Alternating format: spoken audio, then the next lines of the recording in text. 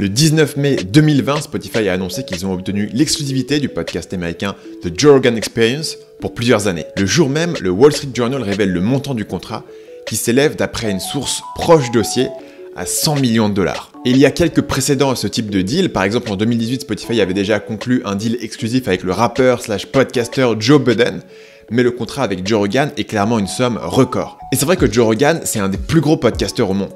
Sur Apple Podcasts, c'est le 7e podcast le plus suivi, et surtout sur YouTube, c'est le plus gros podcast de tous les temps avec plus de 10 millions d'abonnés et 2,7 milliards de vues. Avant ce deal, Joe Rogan n'était pas du tout sur Spotify, et une fois qu'il a été rajouté, en seulement 3 mois, il est devenu le podcast le plus écouté de tout 2020 sur la plateforme. Mais d'un point de vue purement business, d'un point de vue marketing, est-ce que ça a du sens pour Spotify d'aller dépenser autant d'argent pour un podcast quand Spotify, à l'origine, le cœur de leur métier, c'est de faire de la musique? Et si encore ils avaient écrasé l'ensemble du marché de la musique et ils avaient absolument besoin de se diversifier pour continuer à grossir, on comprendrait. Mais si Spotify, ils ont 35% de part de marché du streaming musical, ce qui est clairement une position de leadership, mais ils sont loin d'être en position d'hégémonie comme peut l'être Google avec les moteurs de recherche, où ils peuvent se lancer dans des projets annexes comme faire des emails, faire des cartes, racheter YouTube. Donc on pourrait se demander si ça aurait pas eu plus de sens pour Spotify d'investir ces 100 millions de dollars pour développer son catalogue musical ou améliorer l'expérience utilisateur, plutôt que d'acheter ce qui est essentiellement une exclusivité temporaire sur un podcast. Donc à première vue, ça ressemble à une erreur stratégique que font beaucoup d'entrepreneurs, c'est de se diversifier avant d'avoir consolidé la position d'origine. Mais en réalité, c'est un peu plus compliqué que ça. Dans cette vidéo, on va analyser la stratégie de Spotify et on va arriver à la conclusion choquante que pour 100 millions de dollars, Joe Rogan a été sous-payé.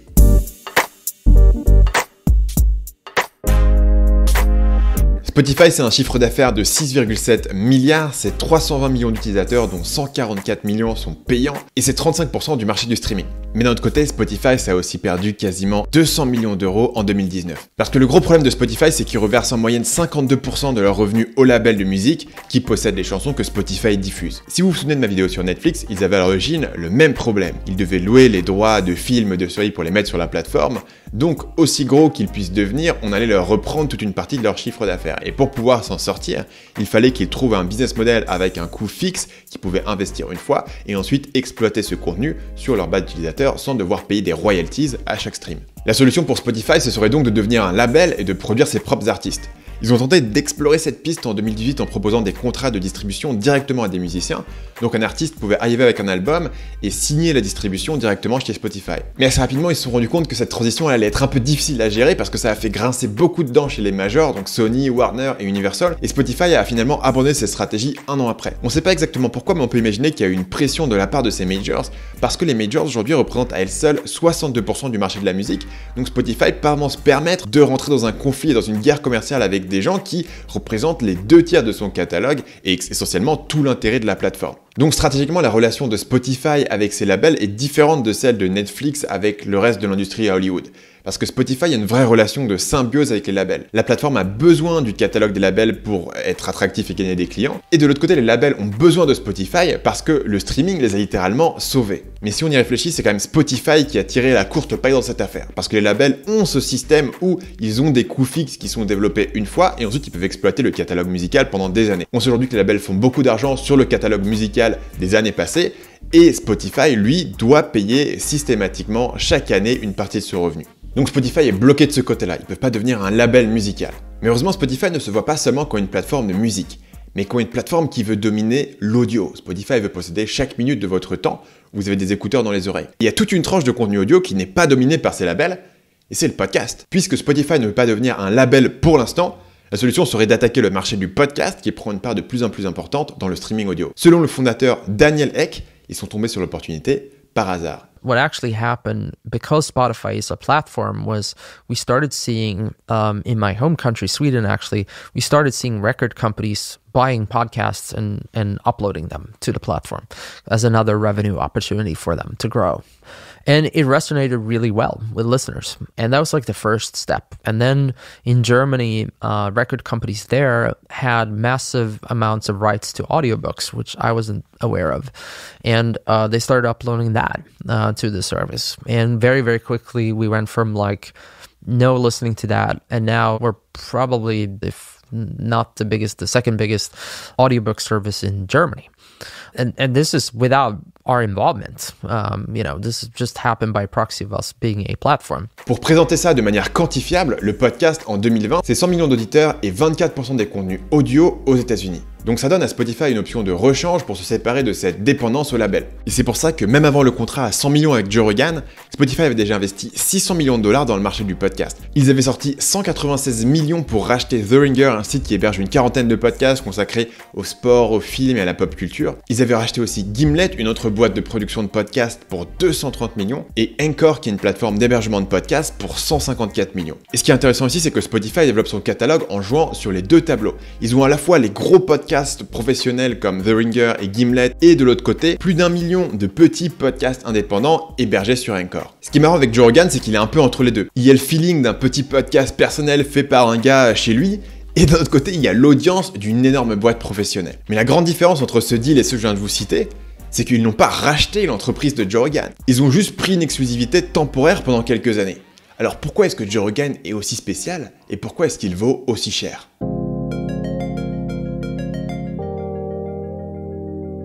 And people that enjoy the podcast, it becomes a part of their life, and maybe it benefits them, and maybe they start getting motivated and cleaning up their life and start being healthier and exercising and eating better, and then it becomes this like almost like a religion kind of thing. Le podcast de Joe Rogan a commencé en 2009 avec une proposition de valeur qui était deux mecs qui racontent des conneries devant un ordinateur. À ce stade, Joe Rogan avait déjà vécu plusieurs vies. Il avait été acteur de télé, comique de stand-up, commentateur d'arts martiaux pour l'UFC et présentateur de l'émission de télé Fear Factor. Il a donc une petite base de fans déjà établie et surtout un bon carnet d'adresses qui lui permet d'avoir des invités connus assez rapidement. Mais d'un autre côté, Joe Rogan, c'était loin d'être un des comiques américains les plus célèbres.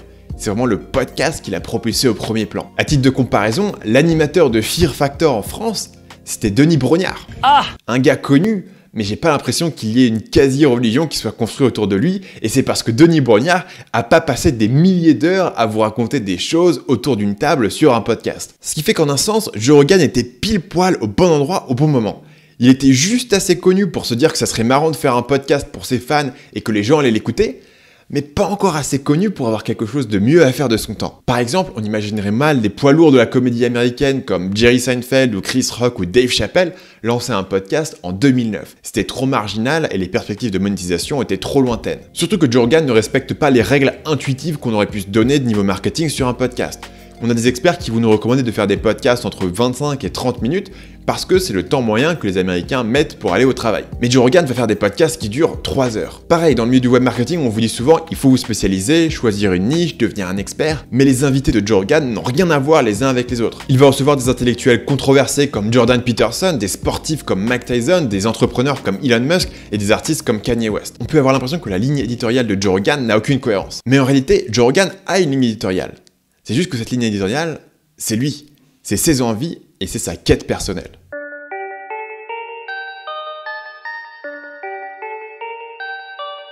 Joe Rogan, c'est un obsédé de l'optimisation de soi qui veut apprendre de nouvelles choses en permanence. Et surtout, c'est un gars qui apprend en parlant à des gens et en posant des questions. Et c'est pour ça qu'il invite aussi bien des scientifiques reconnus comme Richard Dawkins que des complotistes comme Alex Jones.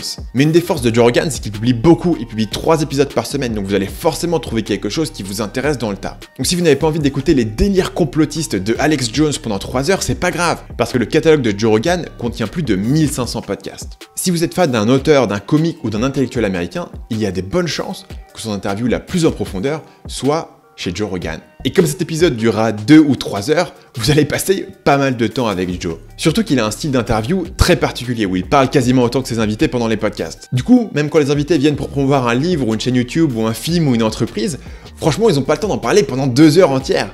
Et donc finalement, on sort de ces interviews artificielles et cadrées et préparées comme on en voit habituellement sur les talk shows. Joe Rogan a complètement cassé le format de l'interview en faisant de véritables conversations.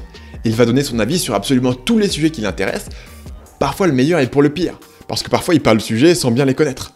Prenez par exemple cet extrait où il discute du Covid avec le comique Bill Burr. You want people to walk down the street with a mask on?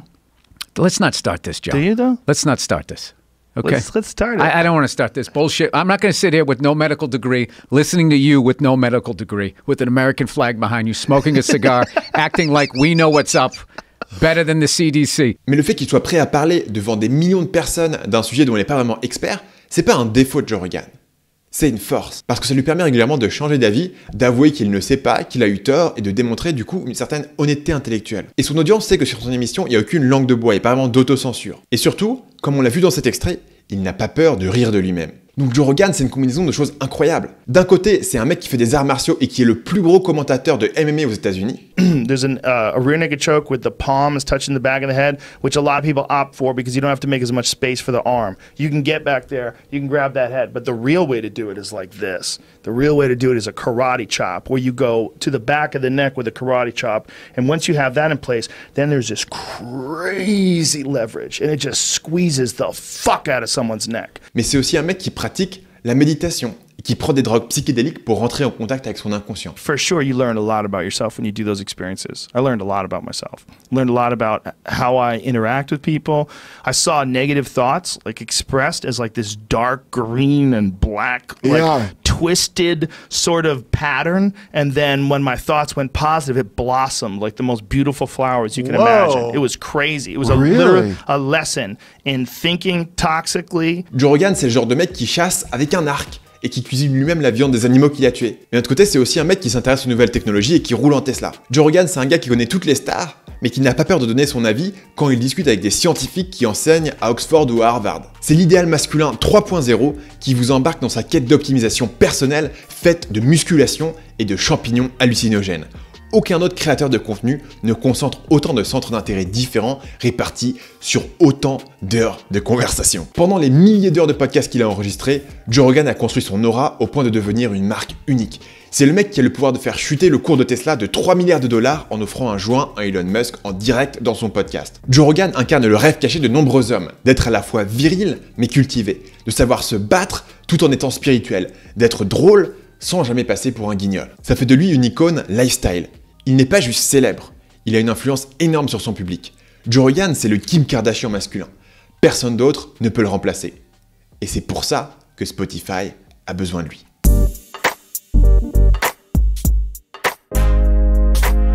La plupart des créateurs monétisent leur podcast avec des placements de produits. C'est le mode de rémunération que propose Anchor au podcast, y compris à ceux qui ont une petite audience. La plateforme facture une campagne publicitaire à un annonceur et fait lire la publicité par plein de petits podcasteurs différents plutôt qu'à un seul gros podcasteur, comme si vous avez été voir du coup un Joe Rogan. Just the other day, we wrapped up a campaign with a big podcast advertiser. They reported back to us that in the campaign that they ran with us, it was the smallest shows out of the bunch with the smallest audiences that had the highest rate of return. Mais quand vous avez une audience énorme comme Joe Rogan, faire juste de la pub, c'est rester coincé au niveau 1, parce qu'il y a plein d'autres moyens de gagner de l'argent. Par exemple, les abonnements payants. C'est la stratégie du neuroscientifique Sam Harris. Quand il sort un podcast, la première moitié est disponible sur YouTube, mais la seconde moitié de l'épisode est réservée aux abonnés qui payent 9,99 $ par mois ou 49 $ par an. Dans le cas de Sam Harris, chaque épisode est téléchargé 1 million de fois.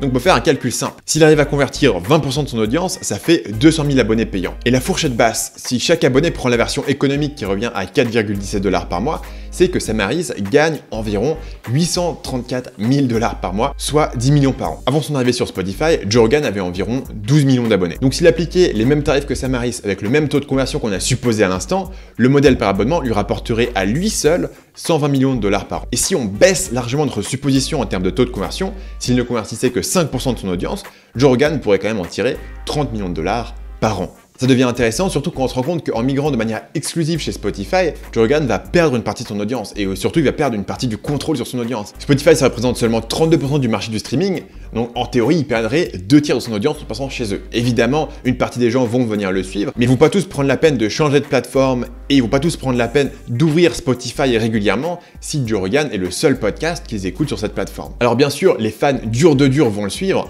mais par définition, ceux qui le suivront sur n'importe quelle plateforme seraient aussi ceux qui sont les plus susceptibles de suivre Rogan s'il est passé au modèle d'abonnement payant, comme l'avait fait Sam Harris. Et bien sûr, l'abonnement payant ne serait qu'une partie du gâteau. Les gens qui n'ont pas payé cet abonnement seront monétisés par d'autres moyens, les produits dérivés, les publicités, les liens affiliés, et le fait que Rogan peut placer les produits de sa propre entreprise qui s'appelle Onnit. Et Onnit, justement, c'est un énorme win de la part de Rogan, parce qu'il a compris que si vous êtes un podcasteur avec une influence énorme, c'est du gâchis de simplement louer votre influence à des publicitaires. c'est bien de diriger cette influence pour promouvoir vos propres produits.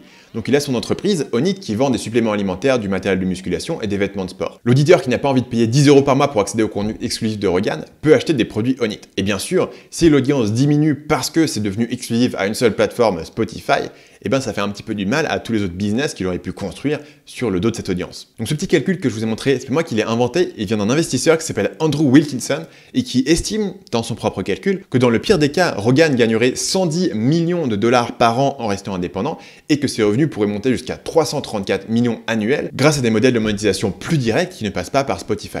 Donc ce qu'il faut retenir ici, c'est que l'audience, c'est le vrai capital des créateurs de contenu. Et en allant sur Spotify, Joe Rogan va certes gagner du cash sur le court terme, mais il va perdre une partie de son audience qui ne va pas le suivre, et surtout, il va perdre une partie de son potentiel de revenus de long terme. Après, vous pourrez me dire, peut-être qu'il s'en fiche. Il gagne tellement d'argent que ça a plus de sens d'optimiser pour quelques dizaines de millions par-ci par-là. Mais si c'était le cas, pourquoi signer avec Spotify? Parce qu'il était très bien comme il était, il gagne déjà beaucoup d'argent en étant indépendant. Et donc finalement, cette affaire me rappelle le rachat d'Instagram par Facebook pour 1 milliard de dollars. À l'époque, tout le monde disait 1 milliard de dollars pour une application. Zuck a complètement perdu la boule, il gage de l'argent sur un truc totalement débile qu'il aurait pu refaire en 2 minutes. Mais aujourd'hui, accrochez-vous à votre slip parce que Instagram s'est valorisé à 100 milliards de dollars.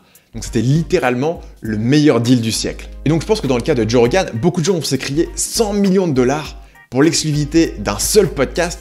C'est complètement débile. Mais en réalité, l'opportunité pour Spotify est énorme. Ils perdent de l'argent, ils sont sous la botte des labels et en misant sur le podcast, ils ont un moyen de regagner cette marge de manœuvre financière en ayant du contenu qui est plus rentable pour eux. Et dans cette stratégie, Joe Rogan, il est irremplaçable.